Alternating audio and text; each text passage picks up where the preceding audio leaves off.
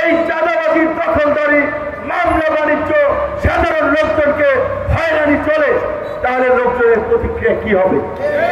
কাজে আমরা গণ অধিকার পরিষদের এই মিরপুর অঞ্চলের নেতা কর্মীদেরকে বলবো, এই অঞ্চলের ফুটপাতের কোন দোকানদার হঠাৎ থেকে যেন কেউ চাঁদা না নিতে পারে। আপনারা এই ফুটপাতের হঠাৎ দোকানদার থেকে শুরু করে মালিক সমিতি, বণিক সমিতি সবাইকে সাথে নিয়ে এই চাঁদাবাজি দখলদারির বিরুদ্ধে ঐক্যবদ্ধ প্রতিরোধ করে তুলুন।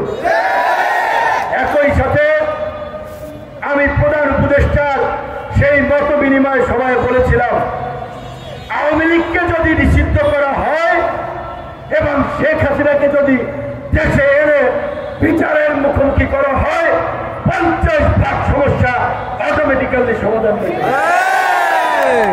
কাজেই আওয়ামী লীগকে নিষিদ্ধ করার প্রশ্নে কোনো আপোষ নাই। শেখ হাসিনাকে দেশে ফিরিয়ে আনতে হবে।